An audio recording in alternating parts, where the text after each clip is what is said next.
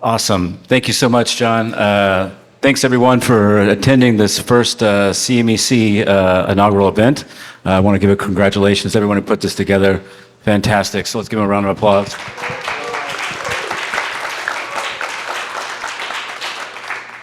And thank you for sticking around for the last panel today.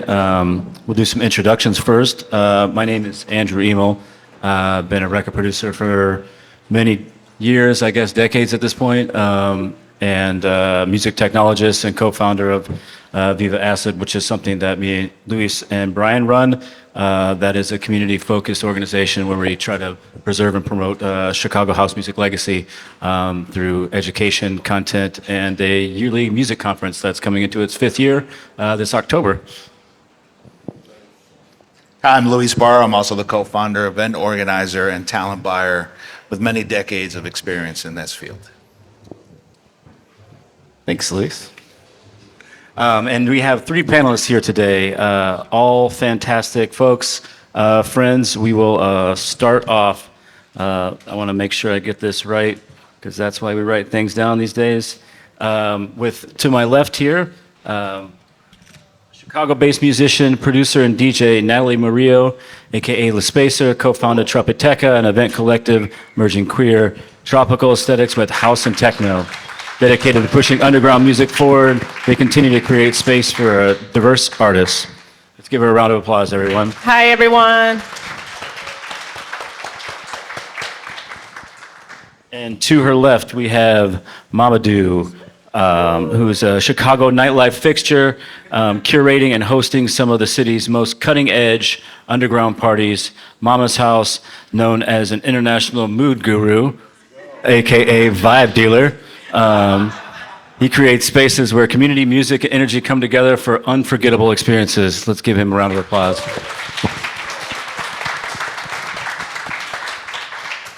And to his left, last certainly not least, we have David Chavez, who is a long-term cultural curator in the city, DJ, and one of the executive directors of programming at the City of Chicago's D-Case, which I believe is a sponsor of this event, and is part of hosting tons of the cultural programming you see in Grant Park and across the city.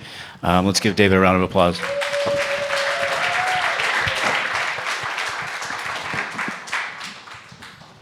Well, our subject for this panel tonight is preserving nightlife culture in the modern era.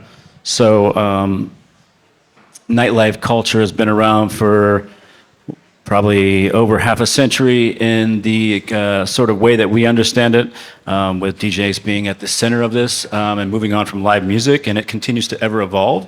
And we are in 2025, and so this panel's a cross-section of folks who have been important in curating this culture in our city in recent years and longer. And we're going to have a discussion today about how we look at what that means to be a culture of nightlife, what conserving it and preserving it looks like, and where do we go from here. So we'll start with, I'll start a first question here. This is for Mamadou. How would you define the essence of nightlife culture, and how has it evolved since you first got started? Hi, everyone. I'm Mamadou. So English is my second language, so if you don't understand what I'm saying, I have 2 translators that speak Mamadou. Look at them. Sam Kern and Michelle. They speak Mamadou, so just ask them. Well, I moved to the city in 2014 from France, and I barely spoke English, and I loved house music. And I was welcomed by one of the most amazing people in the city, Derek Carter, Miss Honey Dijon, Sam Kern, people like that. And what I learned about the scene is that it's a community. And the essence of it is togetherness. And it cannot go anywhere if we don't work together, do things like this, and not just do it for the money or the fame or whatever people are doing it for, but to grow and to try to support each other. Yeah. So definitely more of a community focus, community aspect of that is what you're saying. What would be a definition of how you define nightlife culture, Natalie, and how has it changed since you've gotten involved? I would define the essence of nightlife culture as a collective energy of strangers from all walks of life, seeking a different world and connecting in the darkness to our most primal yearnings, unified by the rhythms and sounds and flashes of lights, but also experiencing a temporary liberation of our society's norms, a moment we get to coexist in a world within a world for an average of 4 to 8 hours. And then one by one, we vanish as the sun rises. Amazing. That was also the next book in the series. That's amazing. I love it. Really awesome definition. Thank you for that. What aspects, David, with your work at DCASE, do you find in your time spent in nightlife culture in Chicago, do you feel are most at risk, like in this new era that we're living in and the changes that happen so frequently within the curation space? In terms of nightlife? Yeah. Or, so most of our things are actually during the day.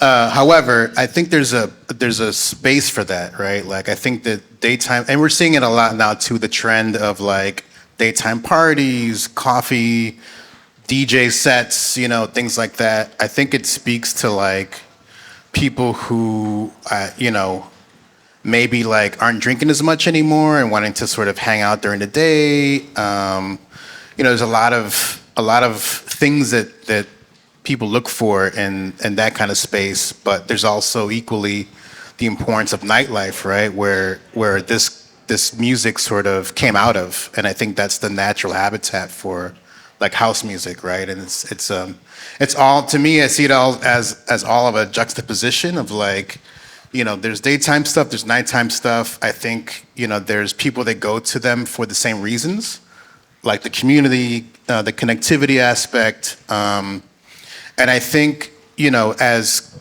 curators of those kinds of events, whether they're daytime or nighttime, I think it's important for us to always have that in mind and make sure that we're doing all we can to accommodate that and to encourage that kind of connectivity, right? It's important. And, you know, I don't know if less people are going out at night these days as they were before. Maybe I'm getting older, so I don't go out as much myself.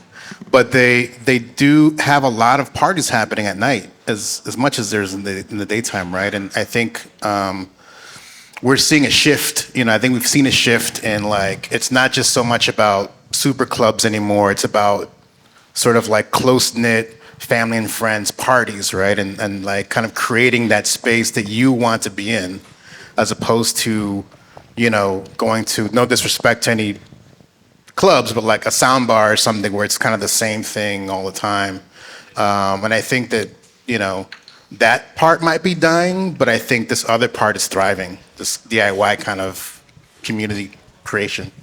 Yeah, so I've heard, you know, between the three of you, with the answers so far, definitely an emphasis on community-focused aspects of nightlife culture, and as it evolves, continuing to keep that the focus. What aspect of when you say the word community, does it feel something that's welcoming, where you get a sense of belonging? Like how does that look for you in your definition of community? Mamadou, if you want to take that first. So just talking about me again, sorry, but you know, I moved here and people give me chances and welcome me, and I learned so much from them, and from that I could expand and produce parties and find people like me that didn't have family or are misfits. Just like you said, it's a world in the world, and we are all misfits and like others, and we try to find each other. And I think house music and techno allow us to be together and by being together, we try to build and to, again, support each other and be there for each other. And that's the part that I love so much, and that's why I'm still doing this 10 years after. Yeah. For you, Natalie? How has the relationship between Nightlife and community evolved? Yeah.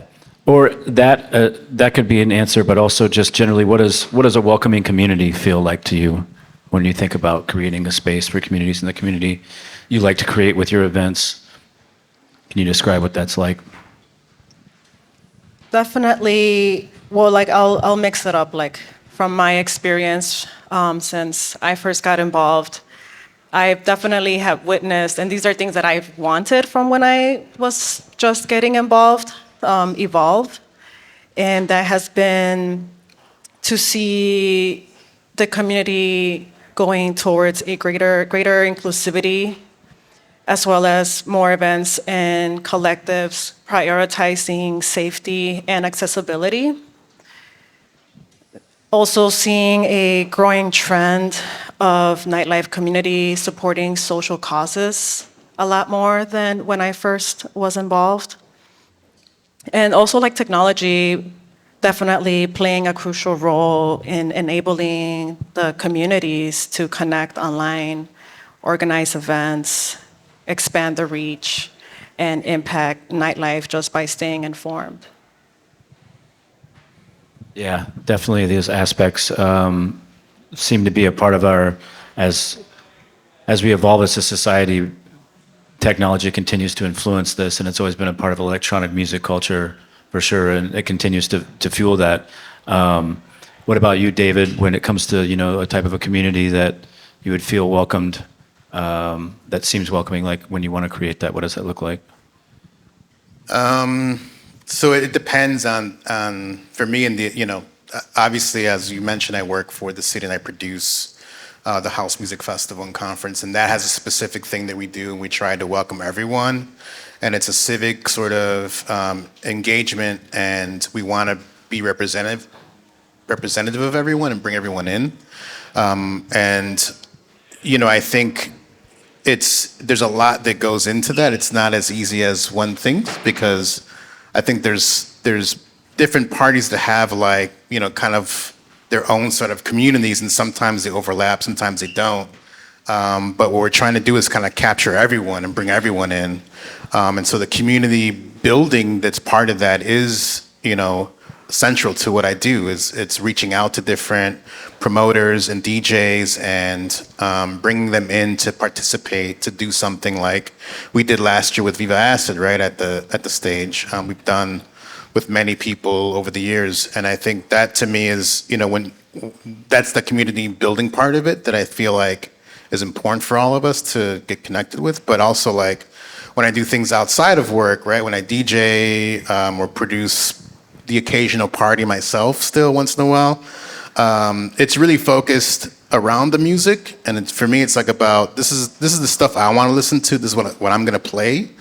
And I hope that I have like-minded friends and family and neighbors and people that are interested in that as well. And so there's kind of like that love of this kind of music that I like, that hopefully brings us together in that regard. And I think there's many reasons for people to come together in community. It really depends on, what you're trying to do. Absolutely. And as as we see more commercialization of electronic music, it's probably the largest it's ever been. More people participating in electronic music, specifically dance music worldwide, but also in the States. And as it's kind of recycled and American culture goes to Europe, gets rehashed, comes back again. We've seen this cycle at least 3 or 4 times in the last 20 years or so. How is this time around of popularity of house and techno becoming a lot larger, more people involved in it in the States, affected underground culture? Have you seen a larger majority of people getting involved in dance music starting to change aspects of underground that you're seeing? Definitely.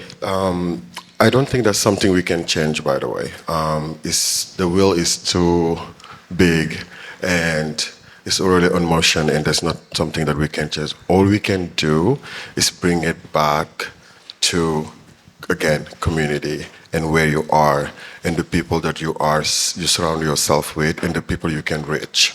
I'm going to give you a couple examples, like my friends Soraya and Jarvi, what they do in TLC, something like that. Grow with your people.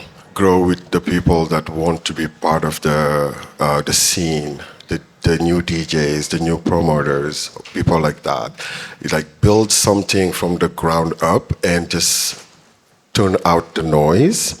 And it's nice to make money, and also it's needed sometimes to make money and to be able to do more. But don't rush it. Build it from the ground up, and I think that's what we need to do, and that's what's happening. Things like this, things like Viva Asset, and also representation, making sure that every community are represented. Just like you said, the queer community, I think, is so large in the scene here in Chicago and in house music and techno in general, and just making sure everybody is there, everybody is safe, everybody could participate and find people like them. Yeah. Yeah, and this one's for you, Natalie. With that being said about the underground, and as it gets larger and expands and building things from the ground up, as Mamadou said, what do you think are some of the biggest threats, within the underground scene as far as like gentrification or this commercialization of more people involved in the industry, or something else entirely? Definitely gentrification and the commercialization are definitely significant. Just with the rising operation and costs for booking fees and the rental increases of the spaces, and also laws trying to be in place, just that will impact and are impacting the underground DIY community and small venues. And some of these venues and just DIY collectives, they lack some of the resources to keep it running and to follow and comply to these regulations. But also the commercialization, it dilutes sometimes the artistic integrity, as some promoters have to prioritize profit over some artistic expression just to keep the lights on. But also, I feel like there's more that could be done. Sometimes I feel like there might be an elephant in the room besides things that we don't have control of, because we do live in a capitalistic society. And I think one of the ways that we can counter that is by sharing knowledge. And in some ways, like me being a event producer, we have to promote the event, right? We need to put it out there, get people to come through, and also we post pictures and videos of oh, look at how cool the event was. Thanks everybody for coming through. And what I want to start shifting and doing is also just sharing snippets of knowledge and history. And shout out to Viva Asset, because y'all are doing that. So I think that we should do more. I'm definitely, I want to do more. I think we've done it when we have a intergenerational events through TRQPiTECA, and we have young people, young upcoming artists in the lineup, and then we have a legendary pioneer in our lineup. As we're promoting the event, we make a post of sharing some of the history and why this artist is important and matters. And I think doing things like that in our own way is going to help share some of that knowledge.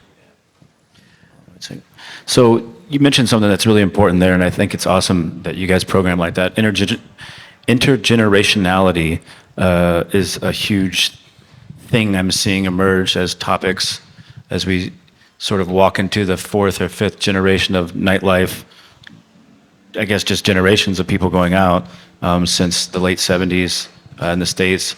How important, David, do you think curating events that appeal to multiple generations how do you feel that that's important to what you work on?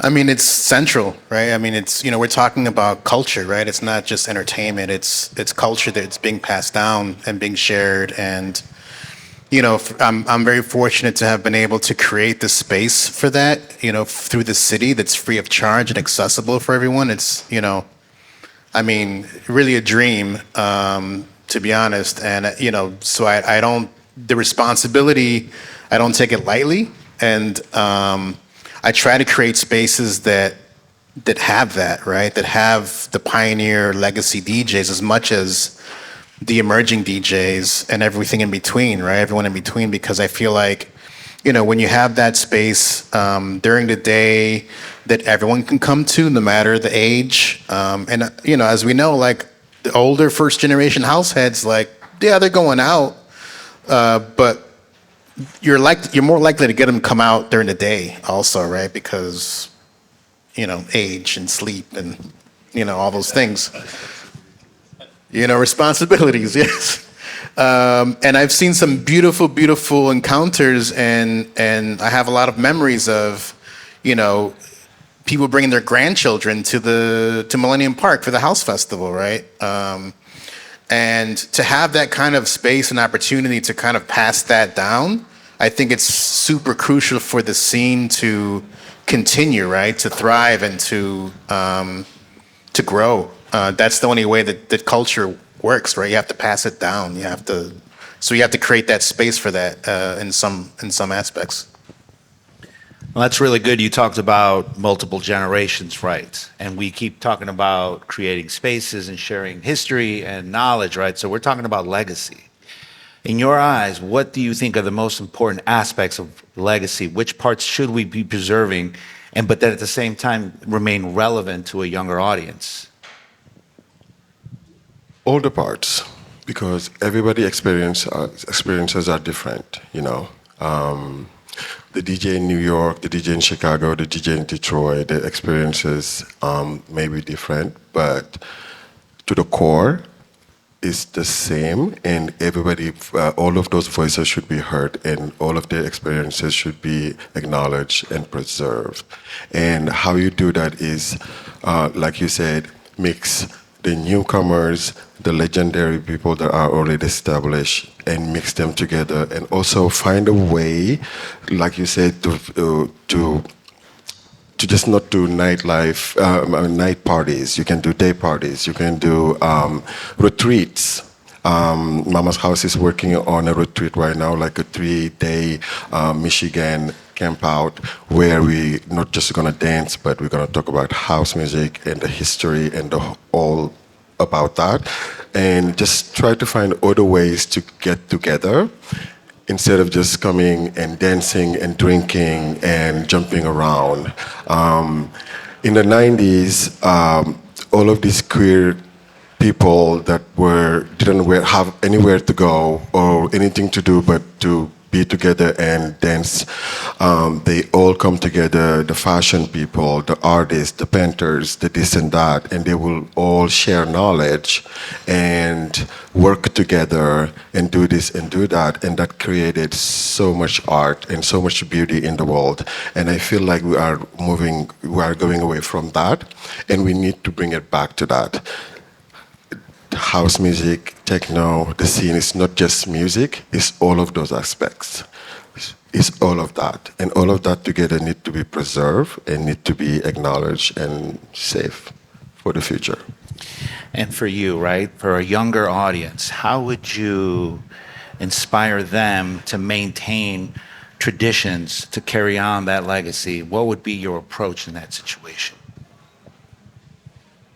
Definitely, I think what I've already been doing, which is giving to the community, sharing, supporting local artists, supporting local events, coming out, leading by example, yes. And what are the things that excite you right now about the underground? She is. It's like, oh, I'm excited about myself.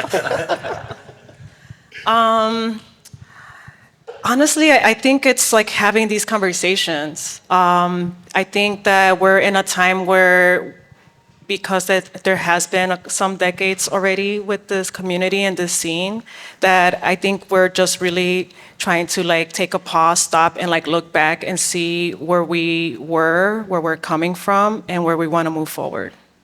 And for you, David, since you're kind of doing something that's a little different, what's exciting for you right now? What do you see up ahead that gives you some excitement? I mean, I think, you know, before the pandemic, I kind of, to some degree, lost a little bit of, I don't want to say hope, but I didn't see things going well for the scene, for the community, in terms of nightlife.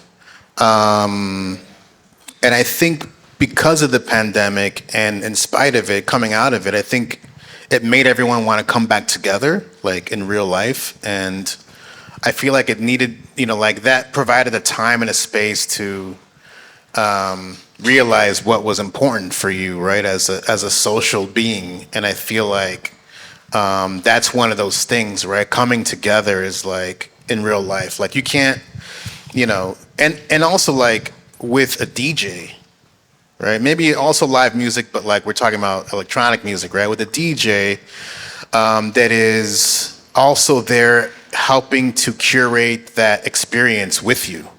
Not just for you, but with you, right? Because they're also feeding off of you as much as you're feeding off of them. And I think those unique kind of experiences are not replicated. And I see that happening more and more, you know, and coming out of it, I see a lot more sort of people coming together as collectives, doing parties, DIY things, daytime things. I mean, I think to me that's underground, right? Underground is something that is not so much like in the commercial sphere. You're not going to hear about a party on the radio. It is about bringing people together, and that's never going to die, in my opinion, right? People are always going to do that. I'm glad that it's happening around music and around house and around, you know, newer promoters and DJs and producers. And I mean, it just gives me a lot of hope in general. So what are the pillars of things that we should protect as far as like to maintain and to share with the newcomers, but then still stay vibrant and evolve? Like you're looking at me. I mean, I think like you two can answer. Anybody Well, you go ahead. Go first. I think there's a lot to protect. Like I think protecting authenticity, protecting the underground, which is like just being real. Like I mean, like those are like the best words I can think of right now. But it's just like just yeah, being real and not turning into these like bots and protecting it from AI, right? I mean, we haven't talked about AI. I will say a hot issue right now, let's protect our trans community because, yes, let's protect the dolls. They are a huge part of this and they have space here and they can be themselves more than anywhere else. And sometimes we take those things for granted, and that's some of the most important part of this scene that I love, inclusivity. And that, for me, that's my mission to protect, be able to mix different worlds and make sure everybody feel welcome, respected, celebrated, and protected. Yes.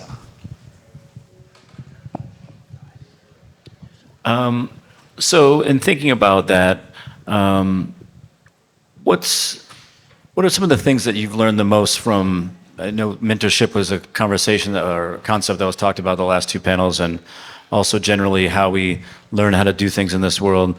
Were there mentors in your lives or people that you looked up to, like veterans in the scene, that when you decided to start getting into building community and promoting events, that were folks that either you knew personally or that did something in a way that helped inform what you're working on, but any sort of mentorship from veterans, and what were those lessons you learned coming into this, either as a party goer or going into being a curator?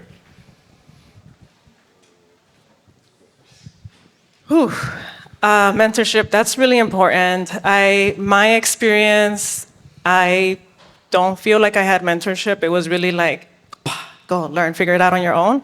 But because I did grow up in Chicago, and I grew up listening to house music since I was 3 years old.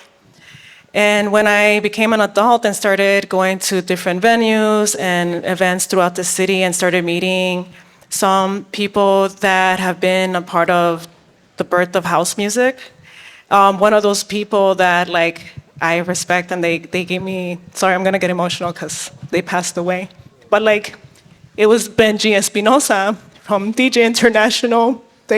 He shared so many beautiful stories of house music and how it started and how it took a whole team to make it come together, because back then the DJs and the producers were just putting the music together, creating, and you had a team of him who he told me how he was trying to spread the word of house, and he went to the Chicago Tribune to try to get an article written on house music, and how one of the magazines from the UK reached out to him so they can have an article about house music, one of the first ever articles that was put out there in the UK.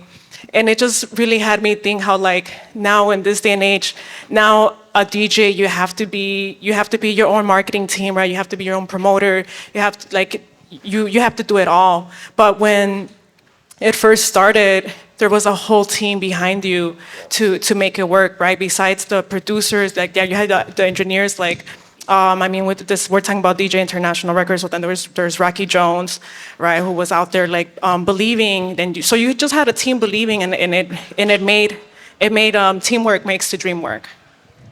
Yeah, shout out to Benji Espinosa. Yeah, Benji, yeah. Someone who touched a lot of lives in Chicago over many generations. Absolutely. We're going to do one more question here, and then we're going to open up some Q&A for the audience. Is there a particular, if you had one piece of advice to give to somebody who was wanting to get into curating events, starting communities, what's one piece of advice you'd give to younger promoters or Don't. DJs? I'm kidding.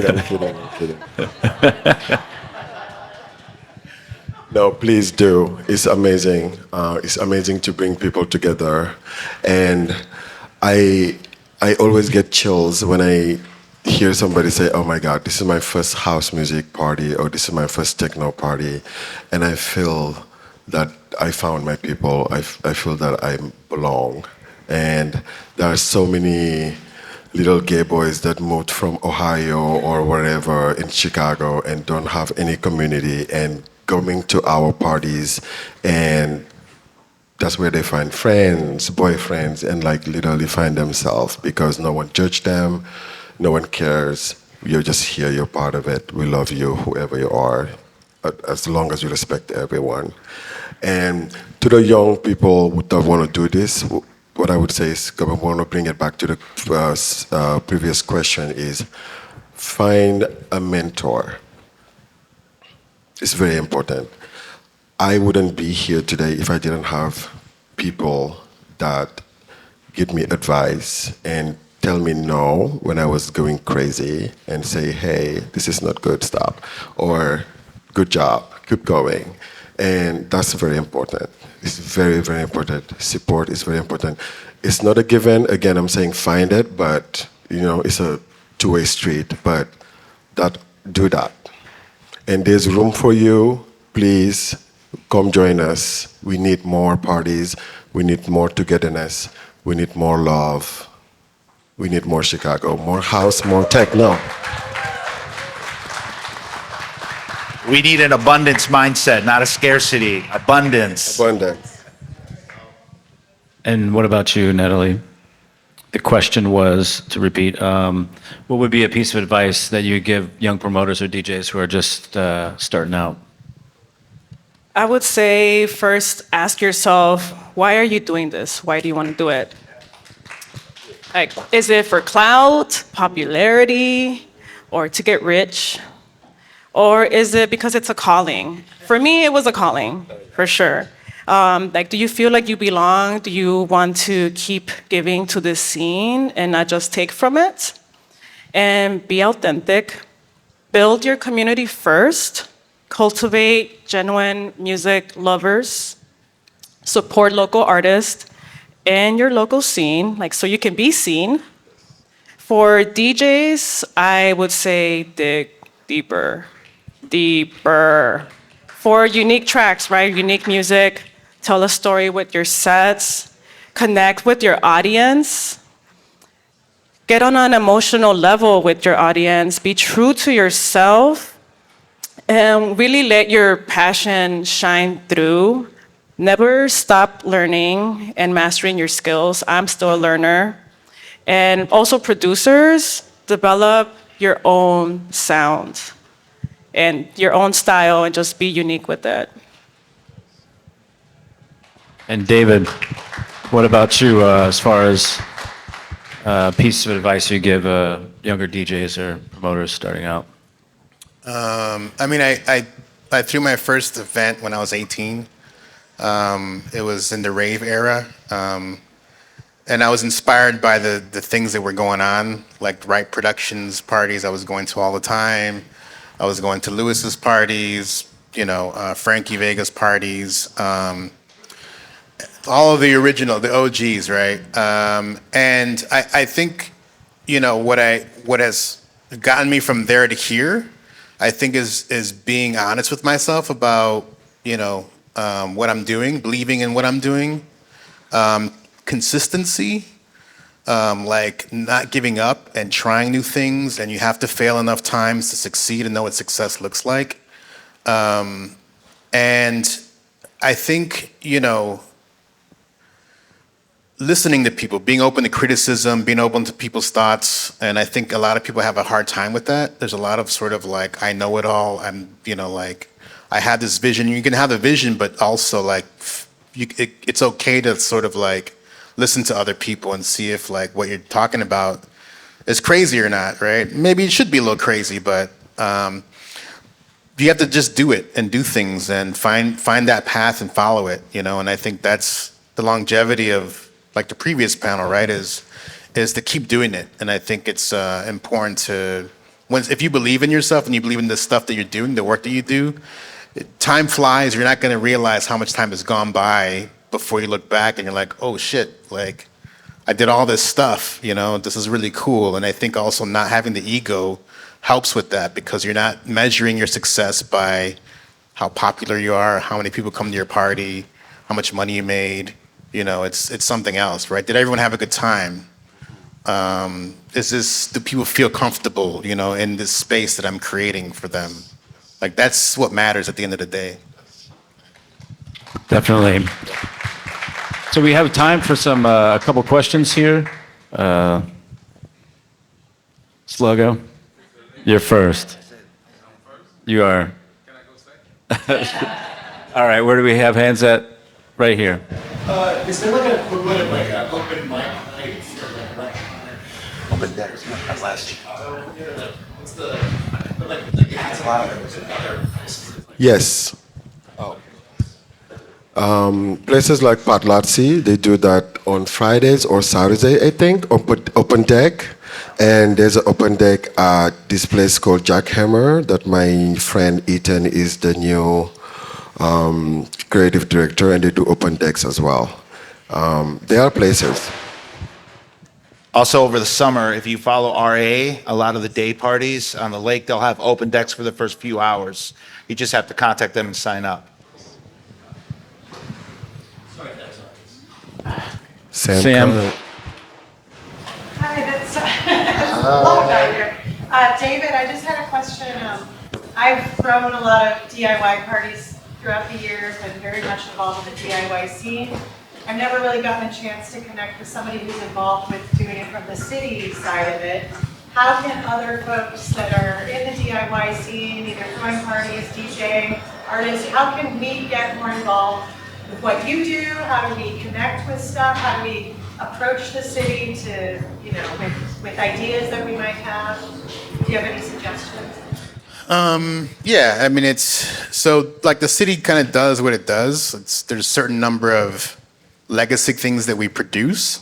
They're not gonna maybe like do a new event, but things that are already happening, like the Chicago House Music Festival, or the Jazz Fest or the Blues Fest, are things that we always do. And so whatever, you can always email us, or there's a general email. You can email me if I can help you sort of navigate that a little bit. It's just david.chavez@cityofchicago.org. And a lot of these things also have committees behind them and advisory councils and boards, and so kind of getting involved in that way is a good way to share your input and contribute to that. Also, partnerships are really interesting in general, and like if there's something that you wanted to produce that in partnership with the city in terms of like just using the house again, if you had, if you're producing like an after party or something, we may help promote that, from the stage or things like that. So everything is case by case, but I can help you navigate that if you want. Yeah, or just for everybody here, because I feel like everybody can benefit from the opportunities to work with the city. You remind us of that email address again, David?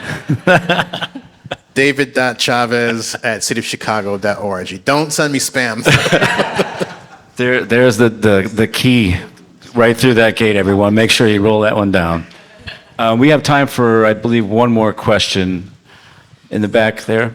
Yes, in a space that has really exploded globally, how do you maintain unity and inclusivity and the values of the house music community without necessarily excluding certain people? What I was going to ask. That's exactly what I wanted to Repeat the question. Yeah, so I think we talked about that earlier. It's all about people you can reach in your community and just block out the noise and try to do things small scales, I feel like. Do parties when you know that you're not going to make money, and not just dance parties, but like talks like this, hangouts, mentorship, stuff. All of those things are valid, and all of that is part of the scene, and we need to keep doing that to keep the community alive. Yeah. That's all the time we have for tonight. Thank you so much. Let's give our panelists a round of applause again. Thank you, everyone. Thanks to the CEMC for having us. Really appreciate it, guys.